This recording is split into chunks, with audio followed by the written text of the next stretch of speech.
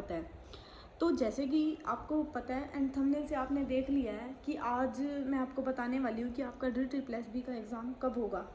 तो आज हम एग्ज़ाम के बारे में डिस्कस करने वाले हैं एंड साथ ही साथ मेरे पास बहुत सारे बच्चों के कमेंट आए थे एंड बहुत सारे बच्चों ने मैसेज भी किए मुझे पर्सनली कि मैम हमने DSSB TGT मैथ्स का भर तो दिए एग्ज़ाम, लेकिन हमें अभी तक कोई आइडिया नहीं है क्योंकि इसका एग्ज़ाम पता ही नहीं कब होगा। तो बच्चे सुस्त होके बैठे हैं कि भाई कोई आइडिया नहीं है एग्ज़ाम कब होगा एंड वो पढ़ नहीं रहे, ठीक है। जिससे क्या हो रहा है, उनका कॉन्फिडेंस भी डाउन हो रहा है एंड उनकी जो मतलब इंटरेस्ट था वो भी धीरे धीरे क्या होने लग गया, कम होने लग गया। तो मैं आपके उन्हीं इंटरेस्ट को वापस लाने के लिए एंड कैसे पढ़ना है आपको ये सब बताने के लिए आज मेरा मेन वीडियो का टारगेट यही है। मैंने ये वीडियो इसलिए ही बनाई है एंड आपका एग्ज़ाम कब होगा इस पर भी हम डिस्कस करेंगे। तो आज मैं बताने वाली हूँ आपको DSSB TGT मैथ्स का एग्ज़ाम आपका कब होगा।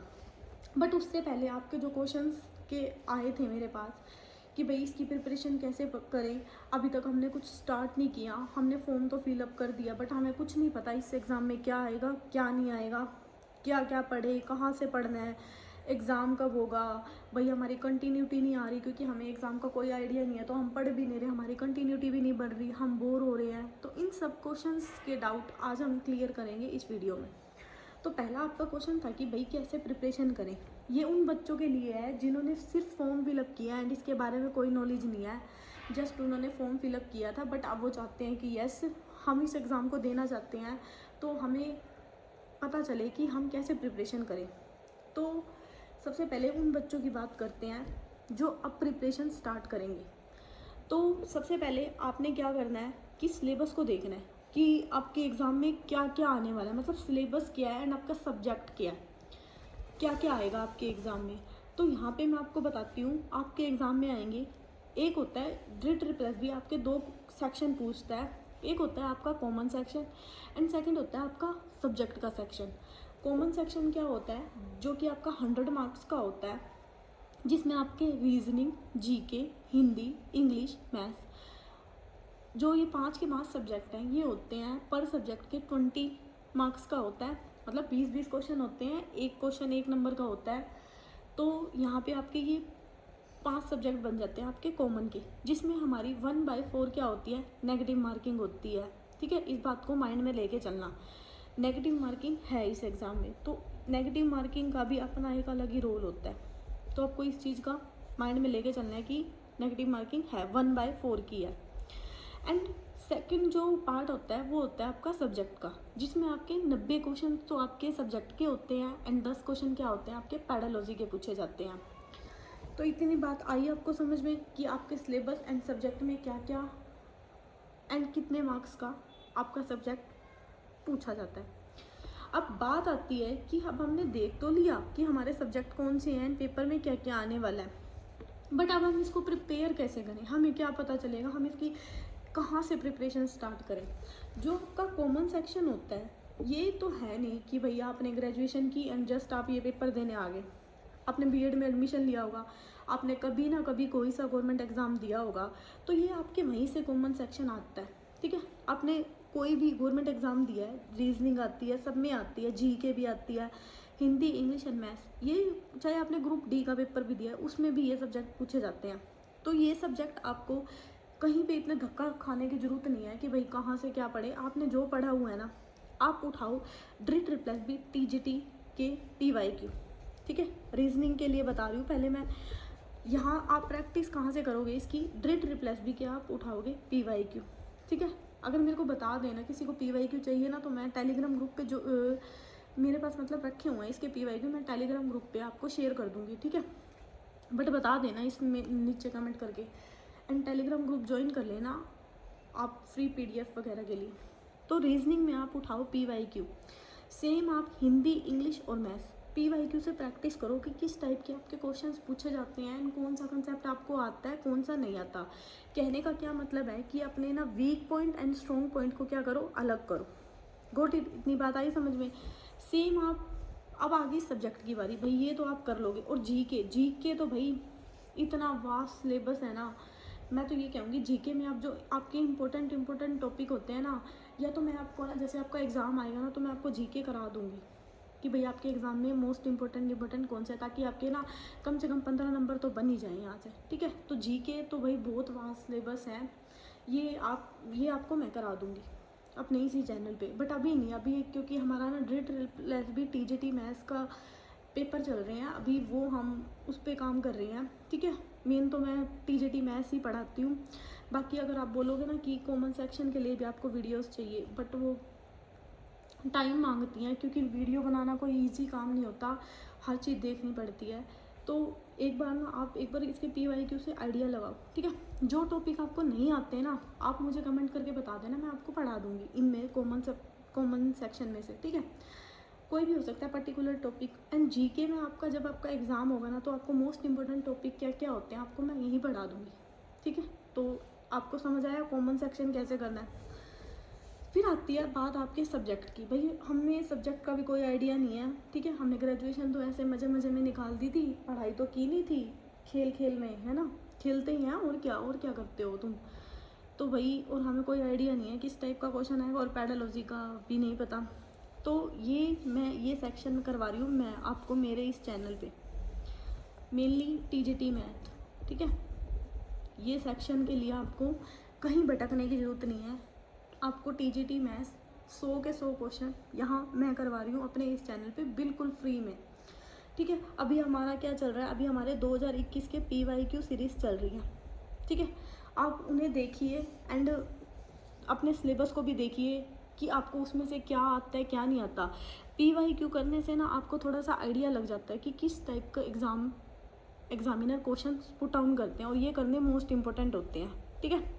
खाली अगर आप सोचो कि हम सिलेबस कर लें, PYQ को देखें ही ना ही प्रैक्टिस करें, तो भाई तुम्हारा एग्ज़ाम नहीं निकलेगा। सिर्फ तुम अपना अगर सिलेबस पूरा करने में लगे रहोगे ना, सिलेबस तो भाई इतना है तुम्हारा, सिलेबस में तुम्हारे जो टॉपिक है ना, ये तुम्हारे ग्रेजुएशन से ना लेके ना पोस्ट ग्रेजुएशन, और जो आपके तुम्हारे नेट लेवल का होता है ना, वो टच कर रखा है, ठीक है। तो अगर तुम ये सोच रहे हो कि भैया अगर हम सिलेबस पूरा करेंगे पहले एंड फिर आएंगे हम PYQ पे, तो भाई तुम सबसे बड़ी गलती कर रहे हो ये चीज़ की, ठीक है। आपको एग्ज़ाम ओरिएंटेड पढ़ना होता है। अगर आप एग्ज़ाम ओरिएंटेड नहीं पढ़ते ना, तो आपका एग्ज़ाम चाहे कितना मर्जी पढ़ लो, आपका एग्ज़ाम रुकेगा ही रुकेगा, ठीक है। तो भाई PYQ करना बहुत ज़रूरी है। मैं आपको 2021 के PYQ करवा रही हूँ, जिसमें हमारे 4 पेपर हो चुके हैं एंड बहुत जल्द ये पेपर हमारा ख़त्म हो जाएगा। मे बी मतलब नेक्स्ट अगर 15 तारीख तक देखें तो 2021 के आपके कंप्लीट PYQ मैं आपको करा दूंगी, ठीक है। तो भाई ये करने बहुत ज़रूरी है, इससे हमें आइडिया लग जाता है कि हमें क्वेश्चन आते भी हैं या नहीं आते। और PYQ करने का एक ये बेनिफिट होता है कि जब आपको मॉक में उस टाइप के कोई क्वेश्चन मिलते हैं ना, और जब आप उसको 1 मिनट में करते हो, तो भाई अपने आप ही कॉन्फिडेंस आना लग जाता है, ठीक है। तो PYQ के लिए आपको कहीं भटकने की ज़रूरत नहीं है, मैं आपको करवा रही हूँ। एंड मैंने आपको ना अपने इसी चैनल पे आपके जो मैट्रिक्स स्पेस है, नंबर थ्योरी है, ग्रुप थ्योरी है, रिंग थ्योरी है, मतलब मैंने बहुत कुछ पढ़ाया हुआ है। आप विज़िट करिए मेरे चैनल पे, एक बार देखिए, ठीक है। इसके लिए आपको कहीं भी भटकने की ज़रूरत नहीं है, स्पेशली फॉर TGT मैथ्स के लिए। तो आप मेरी वीडियोज़ वगैरह देख सकते हो। तो अब आपको आया समझ में यहाँ तक कि प्रिपरेशन कैसे करनी है, सब्जेक्ट क्या है, सिलेबस कैसे करना है, कैसे प्रैक्टिस करनी है। तो इतनी बात होप सो आपको समझ में आई।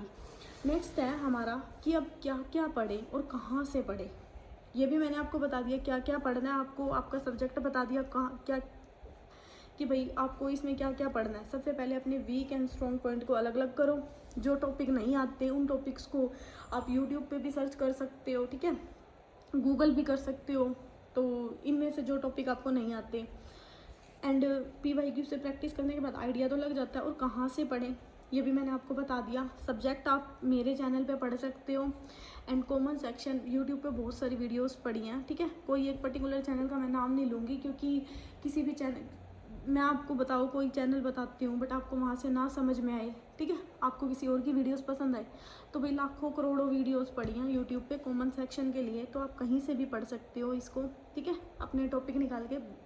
लेकिन एग्ज़ाम ओरिएंटेड पढ़ना, ठीक है, बार बार कह रही हूँ, पढ़ना क्या है, एग्ज़ाम ओरिएंटेड। और ये सब्जेक्ट आप मेरे चैनल पे पढ़ लेना, मैं आपको एग्ज़ाम ओरिएंटेड ही पढ़ा रही हूँ। गारंटीड दे के तो नहीं बोल सकती, बट हाँ जितना मैं करवाऊँगी ना ये बोल सकती हूँ कि जितना मैं करवाऊँगी ना, आपको एग्ज़ाम ओरिएंटेड ही मिलेगा सब कुछ, ठीक है। कोई इधर उधर से नहीं उठा के देने वाली मैं क्वेश्चन आपको। एंड ये भी नहीं है कि हम पागलों की तरह कुछ भी पढ़ेंगे, हम सिर्फ कुछ पढ़ेंगे जो हमारे एग्ज़ाम में आएगा। Got it. तो आप मुझे फॉलो कर सकते हो टीजीटी मैथ्स के लिए। अब जो मतलब जिस वीडियो को देखने के लिए आप मेरे चैनल पे आए हो, ठीक है, थंबनेल से, कि भैया एग्ज़ाम हमारा कब तक होगा, ठीक है, तो भाई एग्ज़ाम आपका जून या फिर जुलाई में अभी पॉसिबिलिटी है, ठीक है। इससे पहले तो आपका होगा भी नहीं, ठीक है।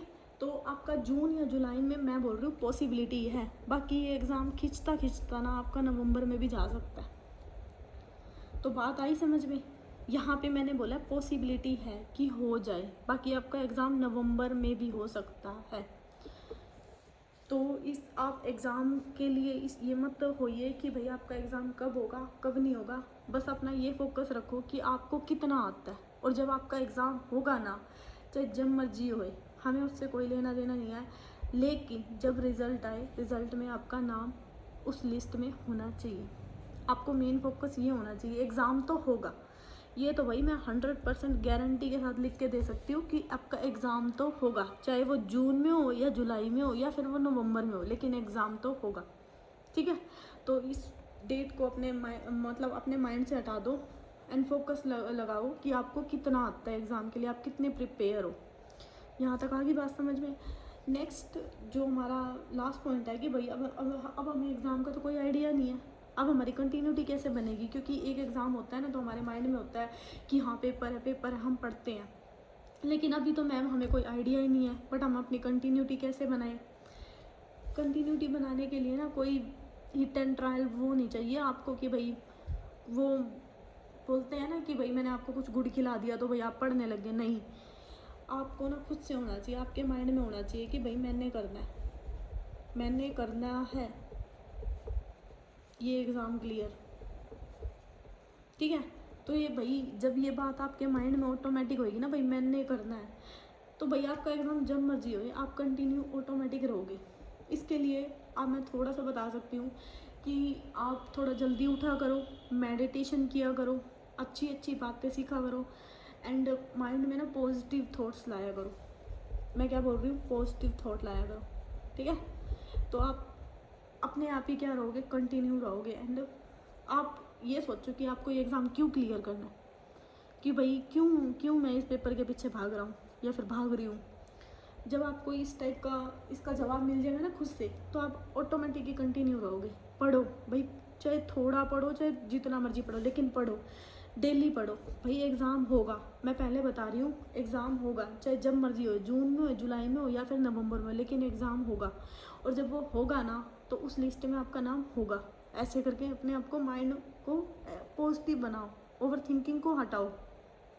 मैं मानती हूँ जब हम प्रिपरेशन करते हैं तो हमारी ओवर थिंकिंग हमें खाती है, बट आप उस ओवर थिंकिंग को बचा सकते हो अपने आप को, ठीक है। सुबह जल्दी उठा करो, जितना अगर रजाई में या फिर पड़े रहोगे ना बेड के ऊपर, उतना आपका माइंड ज़्यादा डल हो जाएगा। तो भाई खड़े हो, ठीक है, एंड खुद से बोलो कि यस मेरे को करना है, तो आप ऑटोमेटिक ही उस चीज़ पे आ जाओगे। सो होप सो गाइस, आपको अब एग्ज़ाम के बारे में पता चल गया है कि आखिरकार D triple S B TGT maths है क्या एंड कहाँ से पढ़ना है। सो अभी के लिए इतना ही रखते हैं, एंड होप सो आपको समझ में आया। So thank you so much guys for watching my videos.